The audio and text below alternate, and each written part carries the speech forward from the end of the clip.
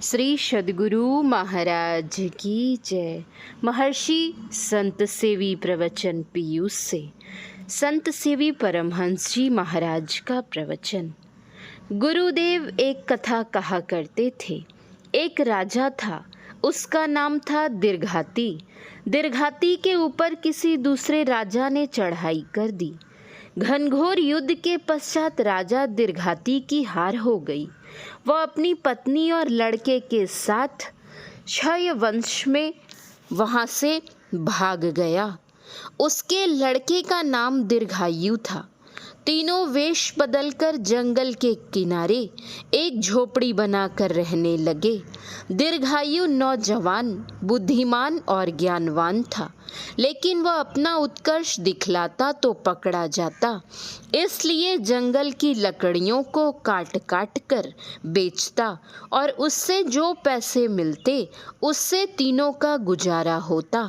राजा दीर्घाती के शत्रु राजा ने गुप्तचरों द्वारा उसकी खोज की और राजा दीर्घाती पत्नी के साथ पकड़ा गया।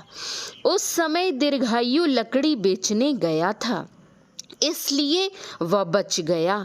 सिपाहियों ने राजा दीर्घाती और उनकी पत्नी को राज दरबार में उपस्थित किया। राजा ने सोचा कि यह मेरा दुश्मन है, कभी ना कभी अपना वैर चुकाएगा, इसलिए इसकी जीवन लीला समाप्त कर देना ही अच्छा है। राजा दीर्घाती और उसकी पत्नी को सजा सुना दी गई कि कल 10 बजे दिन में उनको फांसी दी जाएगी। निश्चित समय पर नगर के हजारों लोग उस दृश्य को देखने के लिए इकट्ठे हो गए। जब दीर्घायु को यह बात मालूम हुई तो उस भीड़ में वह भी आकर कहीं खड़ा हो गया। फांसी पर लटकाए जाने के पहले राजा दीर्घाती ने कहा, बेटा दीर्घायु, यदि तुम कहीं हो तो सुनो, जल्दी मत करना, देर तक मत रखना। वैर को वैर से नहीं, प्रेम से जीत सकते हो। 3 बार ऐसा कहा। उसके बाद राजा दीर्घाती को फांसी पर लटका दिया गया। फिर रानी को भी फांसी की सजा दे दी गई। बेचारा दीर्घायु करे तो क्या करे, उसका राजपाट धन दौलत तो चला ही गया था, माँ बाप का सहारा भी छीन गया। वह संगीत कला में कुशल था, वीणा लेकर घूम घूम कर गीत गाता, लोग उसे खिला पिला देते। इस प्रकार वह अपना जीवन निर्वाह करता। एक बार घूमते घूमते उसी राजा के घोड़े के दारोगा के यहाँ चला गया। दारोगा जी संगीत के प्रेमी थे। उसके गाने को सुनकर वे बहुत प्रसन्न हुए और बोले, तुम इधर उधर कहाँ भटकते हो, यहीं मेरे पास रहो। जब जब मैं गाना सुनाने कहूँ तब तब मुझे सुनाया करना। दीर्घायु वहीं रहने लग गया, खाता पीता और गाना सुनाता। एक रात दारोगा जी के आदेश पर वह वीणा बजाकर गाना गा रहा था। उस रात राजा को नींद नहीं आ रही थी। वे अपने महल की छत पर टहल रहे थे। लय सुर तान के साथ सुरीली आवाज उनके कानों में पड़ी तो वे मुग्ध हो गए। सवेरा होते ही उन्होंने दारोगा जी को बुलवाया और पूछा, तुम्हारे यहाँ रात में कौन गाना गा रहा था? दारोगा जी ने उत्तर दिया, एक लड़का आया हुआ है, वही गाना गा रहा था। राजा ने कहा, उसे मेरे पास भेज दो। दारोगा जी ने लड़के को राजा के पास भेज दिया। अब वह राजा के पास रहने लगा। राजा को गा गा कर संगीत सुनाता, उनका मनोरंजन होता। राजपुत्र तो वह था ही। राजा ने कहा, देखो जी, तुम सिर्फ गाना ही गाते हो, कुछ और काम करो। राजा ने उसे कुछ और काम करने को दिया। उसने उस काम को बड़ी कुशलता से संपन्न कर दिखाया। राजा प्रसन्न होकर उसे कुछ ऊंचे पद पर दे दिया। जैसे जैसे वह काम कुशलता पूर्वक करता जाता, राजा उसे ऊंचे ऊंचे पद देता जाता। होते होते राजा ने उसे अपना अंगरक्षक बना लिया। अब राजा जहाँ जाता वह उसके साथ जाता।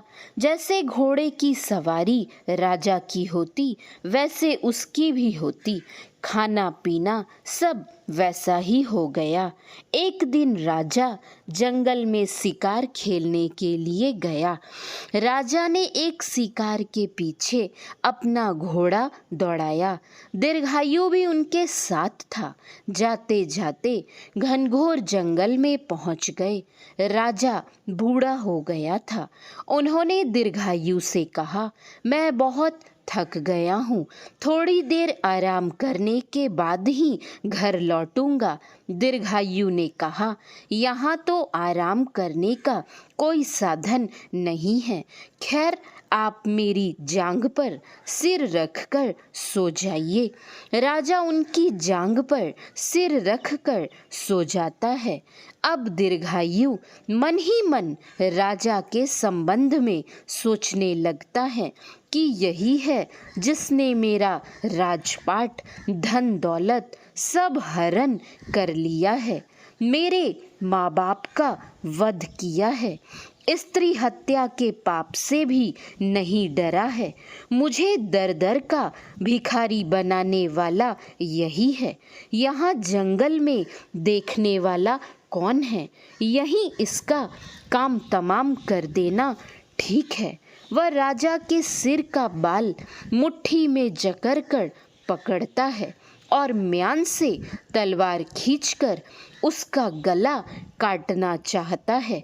इतने में उसको अपने पिता का उपदेश याद आया, जल्दी मत करना, देर तक मत रखना, वैर को वैर से नहीं प्रेम से जीत सकते हो, अतएव मारना ठीक नहीं है।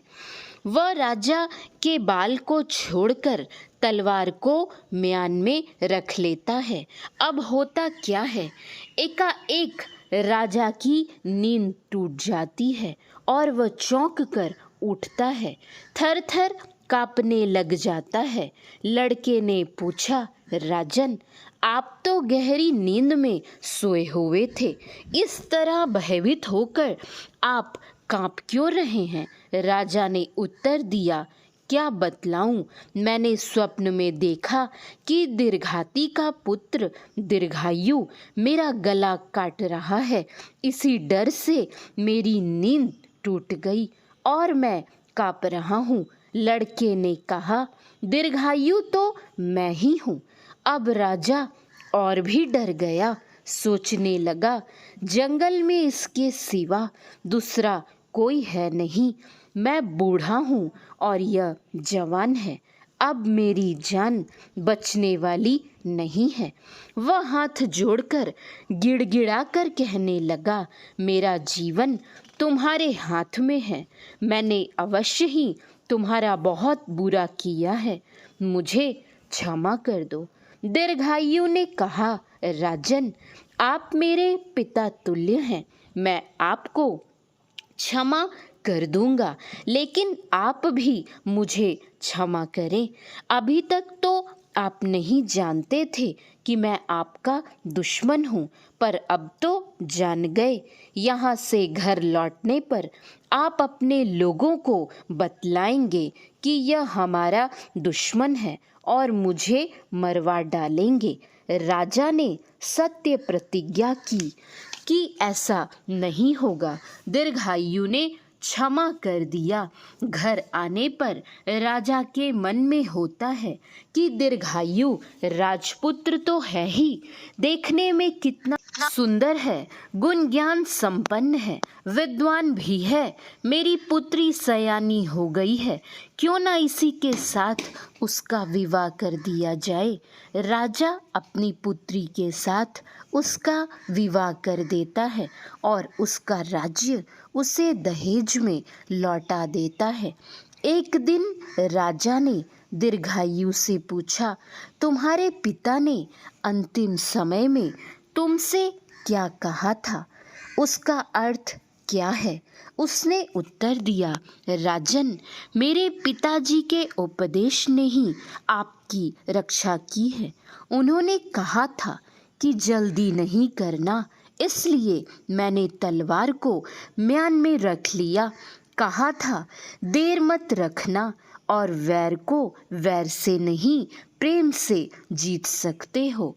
मैंने वैर को भुला दिया और आपसे बदला लेने का विचार त्याग दिया।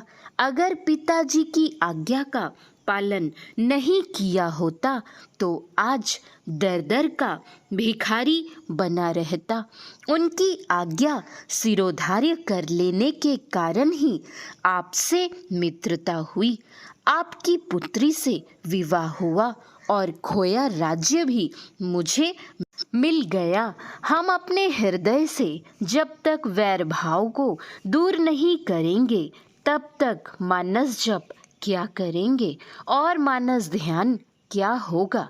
दृष्टि योग और नादानुसंधान तो सुदूर की बात है। हम अपने हृदय को पवित्र करें तभी आगे बढ़ सकते हैं।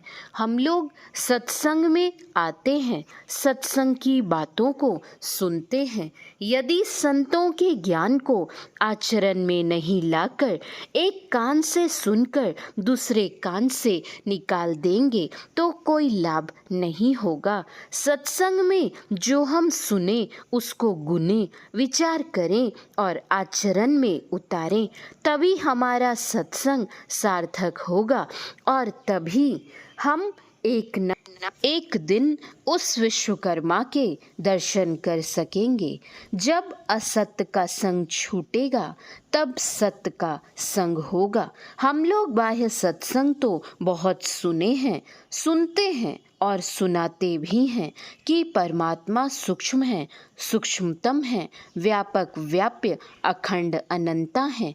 लेकिन उसे प्राप्त करने के लिए हमारा मन भी सूक्ष्म होना चाहिए। संत पलटू साहब ने कहा है, मन महीन कर लीजिए जब पीऊ लागे हाथ।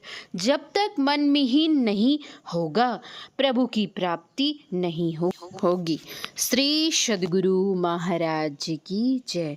महर्षि संत सेवी परमहंस जी महाराज का यह प्रवचन दिनांक 17/9/2000 ईस्वी को विश्वकर्मा पूजा के अवसर पर महर्षि में ही आश्रम कुप्पा घाट भागलपुर में हुआ था। शांति संदेश नवंबर 2000 ईस्वी। महर्षि संत सेवी परमहंस जी महाराज के प्रवचन का कुछ अंश पढ़ा गया है। श्री सद्गुरु महाराज की जय। श्री सद्गुरु महाराज की जय। श्री सद्गुरु महाराज की